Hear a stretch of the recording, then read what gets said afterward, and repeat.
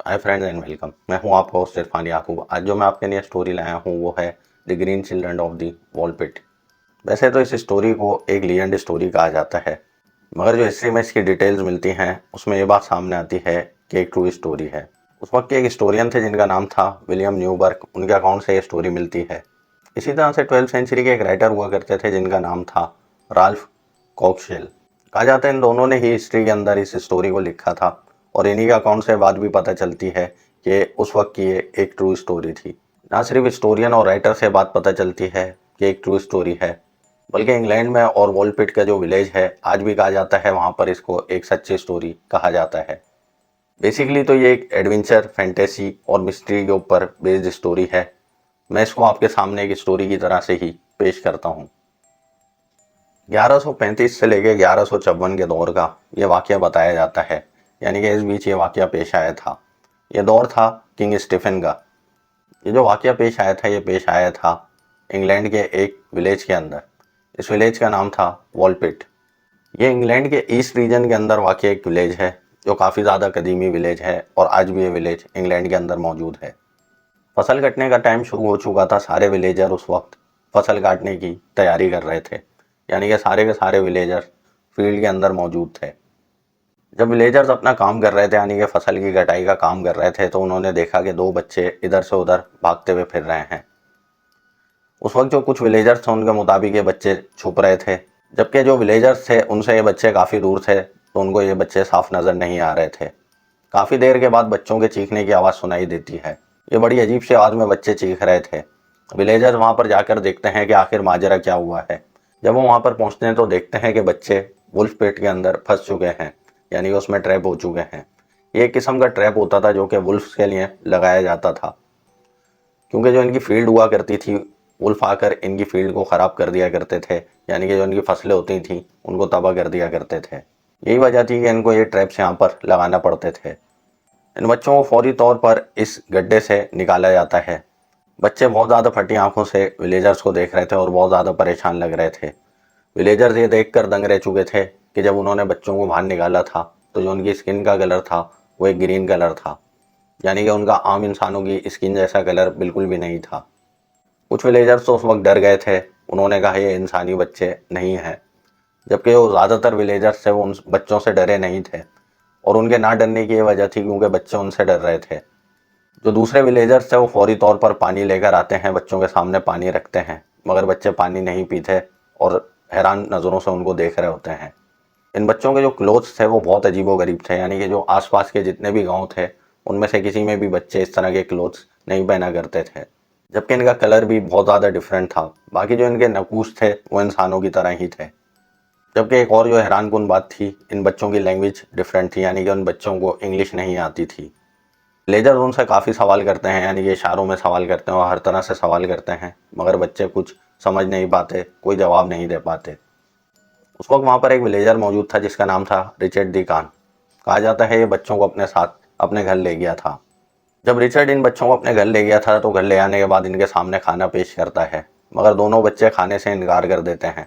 Richard ने काफ़ी बार इनसे इसरार करा खाना खाने के लिए, मगर वो बच्चे खाना नहीं खाते। फाइनली रिचर्ड ने थकार कर उनसे रिक्वेस्ट करना छोड़ दी थी, जबकि एक दिन और दो दिन भूखा रहने के बाद बच्चे फाइनली खाना खाना शुरू कर देते हैं। जो इन्होंने इस वक्त खाना खाया था वो शुरुआत इन्होंने करी थी बीन्स से। बीन्स यानी कि जैसे मटर के दानों से इन्होंने शुरुआत करी थी। काफ़ी दिनों तक ये बीन्स के ऊपर ही अपना गुजर बसर कर रहे थे, लेकिन फाइनली इन्होंने खाना खाना शुरू कर दिया था। कहा जाता है जब ये खाना खाने लगे थे तो इनकी रंगत भी चेंज होने लगी थी, यानी कि जो इनका स्किन कलर था ग्रीन कलर वो आम इंसानों की तरह से नॉर्मल होने लगा था। अब ये देखने में मुकम्मल तौर पर इंसानी बच्चे लगने लगे थे।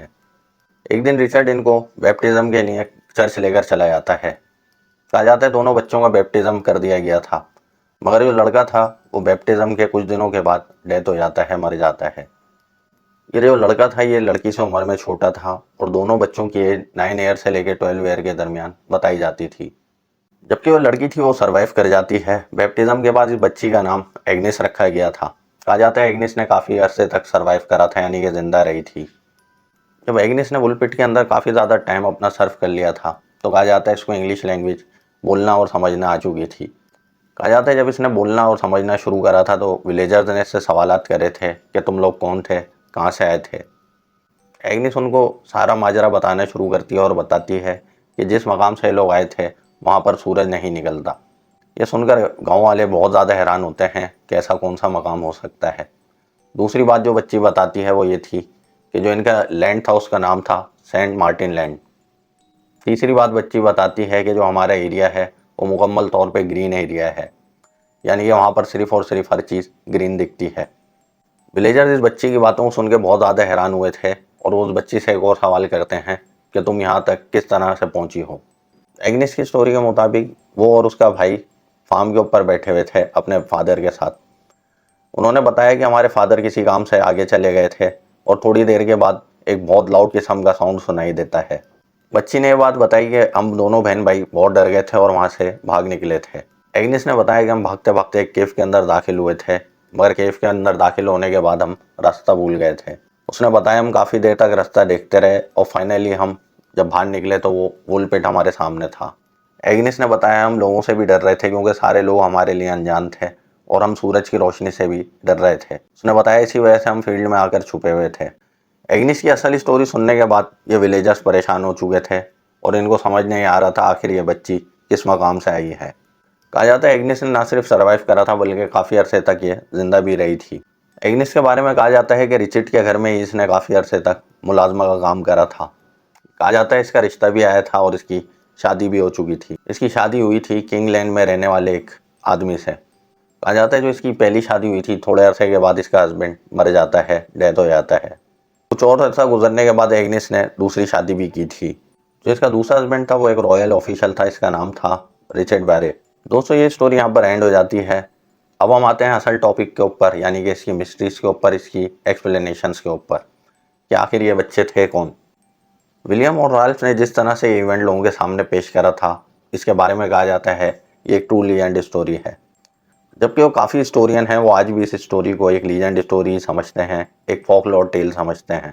उनके मुताबिक इन दोनों राइटर्स ने एक फोकलोर टेल ही लिखी थी जिसको एक ट्रू स्टोरी बता दिया गया था। जबकि और भी कई चीज़ें इस स्टोरी से एसोसिएट रही हैं, जैसा कि इन दोनों बहन भाइयों के बारे में कहा जाता था कि ये दोनों एक्सट्राटेरेस्ट्रियल लाइफ से ताल्लुक़ रखते हैं, यानी कि दोनों बहन भाई किसी और दुनिया से, किसी और प्लेनेट से यहाँ पर आए थे। जबकि और भी डिफरेंट किस्म के हिस्टोरियन ने अलग अलग बातें इन दोनों बच्चों के बारे में कही हैं। कुछ के मुताबिक ये ज़मीन के अंदर रहने वाली दुनिया के बच्चे थे, कुछ के मुताबिक ये इंसानों के बच्चे नहीं थे। जबकि कुछ हिस्टोरियन ने इनको एलियन का नाम दिया है, कुछ के मुताबिक ये ब्लैक होल से यहाँ तक पहुँचे थे, यानी कि टाइम ट्रेवल करके यहाँ तक पहुँचे थे। यानी कि जितने भी हिस्टोरियंस थे उन्होंने अपनी अपनी अलग अलग मंतक बताई थी। जो एक एक्सप्लेनेशन इसकी मिलती है वो 1998 के दौर में मिलती है। इस एक्सप्लेनेशन के बारे में कहा जाता है कि ये एक्सप्लेनेशन इस स्टोरी से काफ़ी ज़्यादा मुशाबियत रखती है और ये एक्सप्लेनेशन दी थी पॉल हैरिस ने।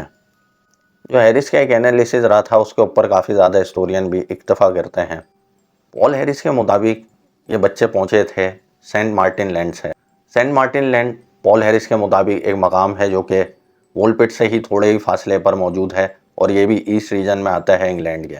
यानी कि हैरिस के मुताबिक एक रियल प्लेस थी और ये बच्चे वहाँ से आए थे और इनके आने की वजह थी वार, यानी कि जंग। यानी कि उस वक्त इनके जो गांव था उसके अंदर एक जंग चल रही थी। जो बच्चों की स्टोरी थी कि ये अपने वालिद के साथ फार्म के ऊपर मौजूद थे, उन्होंने बताया कि इन बच्चों की ये स्टोरी भी ट्रू स्टोरी थी। उन्होंने बताया कि अपने वालिद के साथ फार्म पे थे कि इनके वालिद अचानक से वहाँ से चले जाते हैं और शायद इनके फादर को ये बात पता चल गई थी कि जंग शुरू हो चुकी है। पॉल हैरिस के मुताबिक इनके फादर वहाँ से गए थे अपने कुछ ज़रूरी सामान को वहाँ से लेने के लिए। इतनी देर में बच्चों को शोर की आवाज़ सुनाई देती है और ये शोर बहुत ज़्यादा होता है क्योंकि जंग का शोर होता है। बच्चे इस शोर से डर के एक केव के अंदर जाके छुप जाते हैं। जब बच्चे उस केव के अंदर दाखिल होते हैं तो केव निकलता है एक रास्ते के ऊपर और वो रास्ता जाता है वुलपिट की तरफ। पॉल हैरिस के मुताबिक ये बच्चे बिल्कुल अपनी जो स्टोरी सुना रहे थे ये एक सच्ची स्टोरी थी। ये उस केव के अंदर दाखिल हुए, केव का जो दूसरा सिरा था वहाँ से बच्चे बाहर निकलते हैं और वो वोलपिट की तरफ अपना सफ़र करते हैं। काफ़ी दिनों तक ये बच्चे भटकते रहते हैं, भूख से प्यास से इनकी जो हालत होती है वो गैर हो जाती है, यहाँ तक कि धूल मिट्टी इनके मुंह से चिपकने लगती है और जो उनका कलर होता है वो मलगजा कलर हो जाता है जो कि ग्रीन लगने लगता है।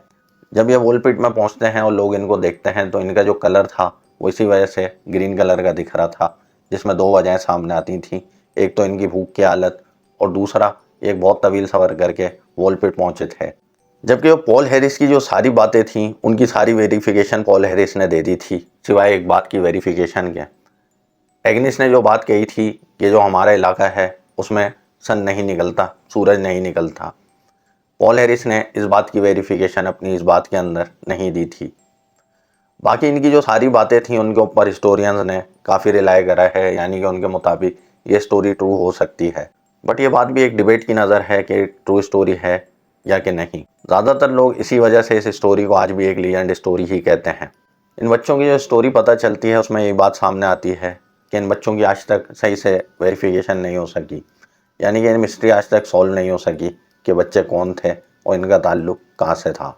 अगर तो ये एक ट्रू लीजेंड स्टोरी है तो यह बात हकीकत मिलती है कि बहुत ज़्यादा मिस्टीरियस स्टोरी है, यानी कि दो मासूम हरे कलर के बच्चे एक दूसरे का हाथ थामे हुए वोलपिट के गांव में विलेजर्स को मिलते हैं। दोस्तों, आपको क्या लगता है कि बच्चे आखिर कौन हो सकते हैं? मुझे कमेंट में लाजमी बताइएगा। दोस्तों, होप आपको ये वीडियो इन्फॉर्मेशन अच्छी लगी होगी। अगर अच्छी लगी है तो वीडियो को लाइक करें, शेयर करें, चैनल को सब्सक्राइब करें।